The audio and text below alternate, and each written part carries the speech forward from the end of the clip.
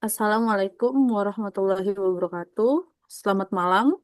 Kami dari kelompok 3 ingin mempresentasikan hasil kerja kelompok kami mengenai aplikasi Etle yang telah kami buat pada mata kuliah Capstone Project kali ini.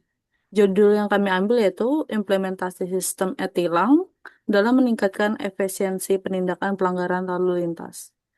Lanjut,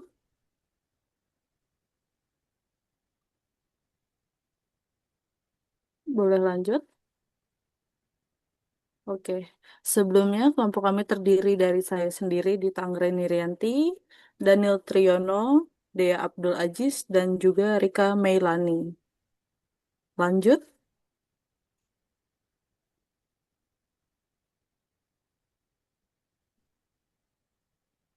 baik, di sini saya ingin menjelaskan beberapa topik apa saja yang kami bahas.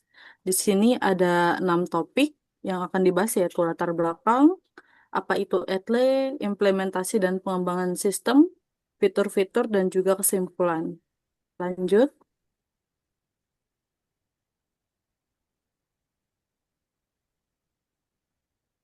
Untuk latar belakang mengapa Etle menjadi ide pembahasan pada Capstone Project kelompok 3 yaitu pelaksanaan penegakan hukum lalu lintas di Indonesia secara manual seringkali menghadapi kendala seperti kekurangan keterbatasan personil serta kurangnya bukti yang akurat.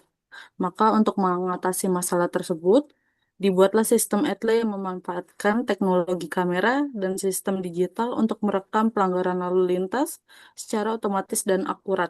Aplikasi ini bertujuan untuk meningkatkan efektivitas penegakan hukum, transparansi, serta kesadaran dan disiplin penggunaan jalan dalam berlalu lintas. Lanjut.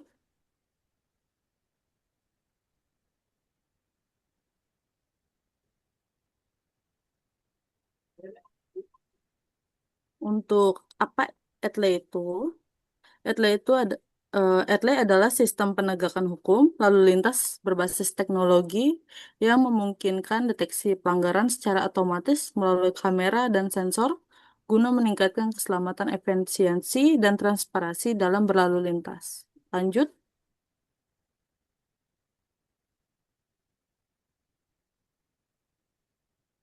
untuk metode yang kami ambil dalam penelitian ini, kami mengambil eh, sis, eh, menggunakan sistem SDLC, model waterfall. Model ini kami pilih karena proses pengembangan yang sesuai dengan skenario proyek, sistem informasi berskala kecil hingga menengah. Model ini disebut dengan waterfall karena tahap demi tahap yang dilewati harus menunggu selesainya tahap sebelumnya serta berjalan berurutan. Untuk pembahasan selanjutnya akan diambil alih oleh Kak Daniel. Silakan. Baik, terima kasih Dita. Selanjutnya saya lanjutkan untuk presentasinya dan berikut ini adalah diagram proses sistem ETLE. Jadi pada awal pembuatan aplikasi kami membuat flowchart-nya dulu atau diagram di mana hal itu yang akan mempermudah dalam pembuatan aplikasi dan di gambar ini saya jelaskan sedikit terkait poin-poin penting dalam aplikasi itu sendiri. Yang pertama adalah aplikasi itu awal mula kita diminta untuk login. Jadi nanti pengguna akan memasukkan username dan juga password yang sudah terdaftar atau ada di database. Kemudian setelah pengguna login atau petugas tersebut berhasil login, maka dia akan dihadapkan untuk memilih modul-modul yang sudah tersedia di dalam aplikasi. Nah, di dalam aplikasi ETL ini sendiri terdiri dari beberapa modul, salah satunya yaitu manajemen pelanggaran, manajemen data kendaraan, dan juga untuk modul laporan serta monitoring.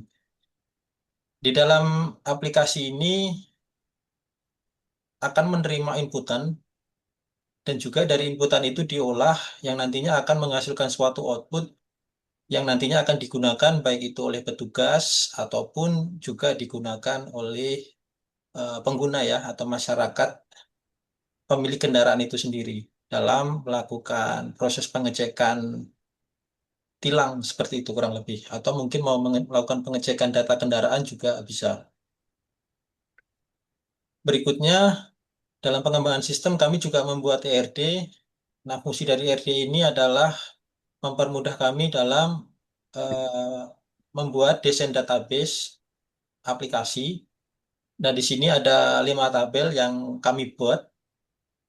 Di antaranya yaitu tabel pemilik, kendaraan, petugas, pelanggaran, dan juga e-tilang. Nah, tabel pemilik ini di sini mendeskripsikan untuk data-data pemilik kendaraan. Kemudian untuk tabel kendaraan ini untuk data-data kendaraan. Petugas ini berisi data-data dari petugas ya, yang mengelola dari aplikasi itu sendiri dan juga mengelola pelanggaran misalnya. Kemudian ada tabel pelanggaran, di mana tabel ini menerima data-data inputan terkait pelanggaran yang terjadi di lapangan.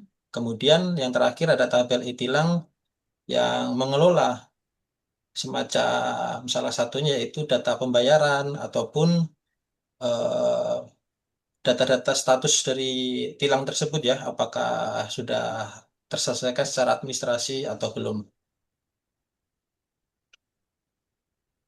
Berikutnya, software yang digunakan dalam pembuatan sistem ini ada beberapa teknologi yang kami gunakan. Untuk front-end, kami memilih HTML, CSS, dan JavaScript karena ketiganya ini yang sering digunakan dalam pengembangan aplikasi berbasis web. Kemudian untuk back-end, kami memilih PHP karena PHP menurut kami salah satu bahasa pemrograman yang cukup lama dan terkenal stabil untuk proyek kecil ataupun proyek besar dan juga banyak digunakan oleh perusahaan-perusahaan besar dalam pengembangan aplikasi mereka yang berbasis web.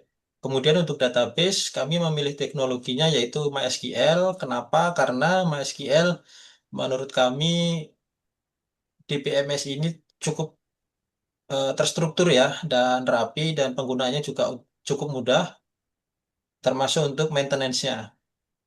Berikutnya untuk framework kami memilih CI3 atau CodeIgniter 3 karena teknologi ini cukup baik dari dokumentasi lengkap, terus terkenal juga dengan MVC-nya yaitu model view dan controller yang memudahkan dalam pengembangan sistem lebih cepat dan terstruktur.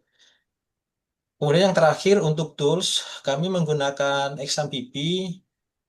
Kami memilih ini karena keterbatasan resource ya. Jadi karena kami tidak memiliki hosting ataupun domain, jadi kami melakukan pengembangannya untuk project ini menggunakan XMPP. Kemudian untuk proses pengkodingan atau menulis kodenya kami menggunakan VS Code karena software ini atau VS Code menurut kami cukup lengkap fitur-fiturnya, jadi mempermudah dalam melakukan coding pembuatan aplikasi Etle ini yang berbasis web. Kurang lebih seperti itu. Berikutnya untuk presentasi akan dilanjutkan oleh Mas Aziz. Mas Aziz, silahkan. Ya, baik. Terima kasih Kak Daniel. Ya, ini adalah tampilan halaman login petugas.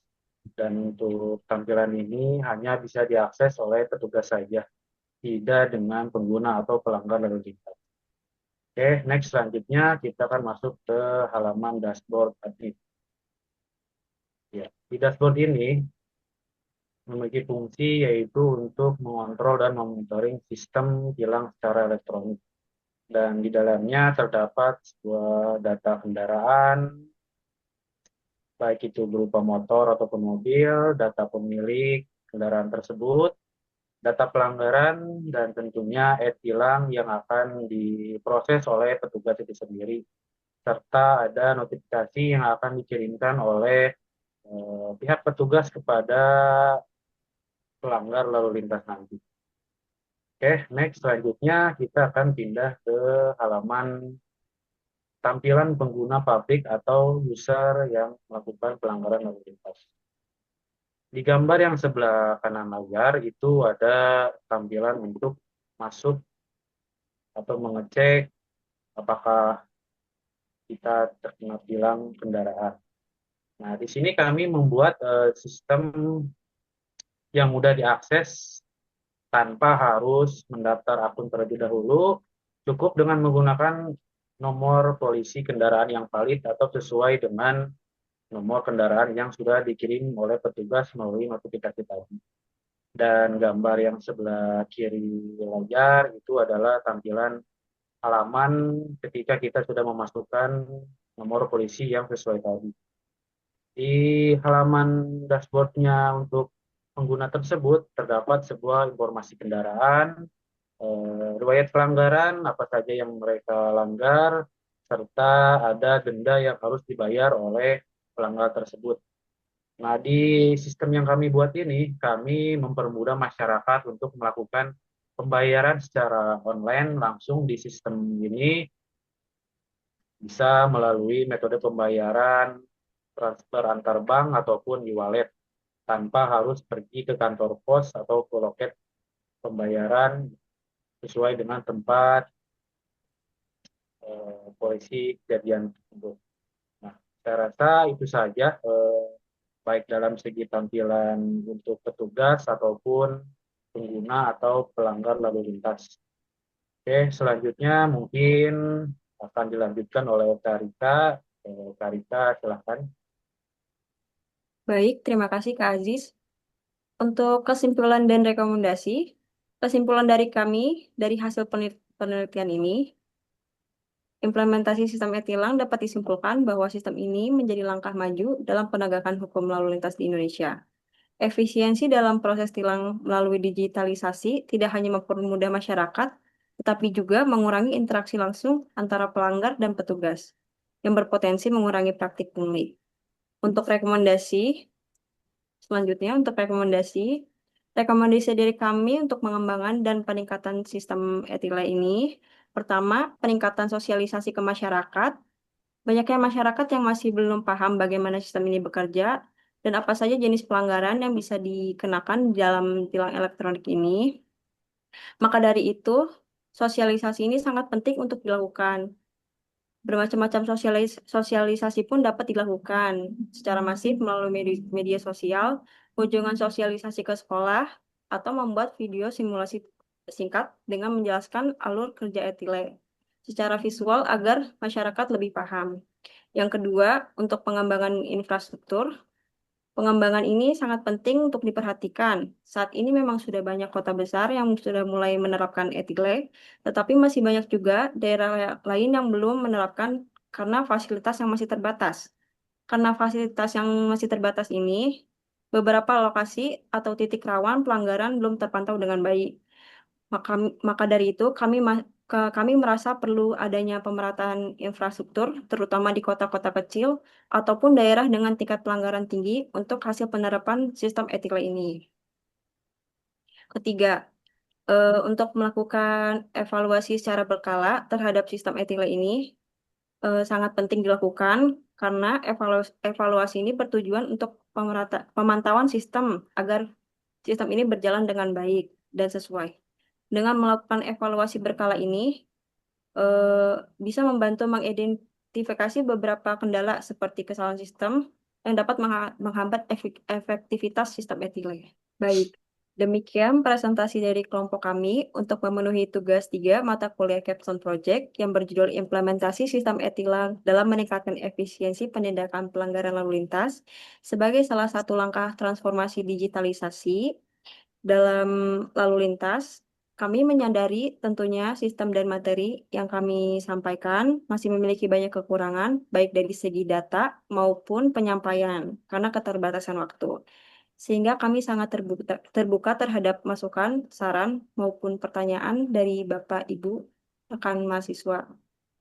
Baik, sebagai penutup, saya Rika. Saya Dita. Saya Daniel. Dan saya Ajis. Kami Kami mengucapkan terima kasih. terima kasih.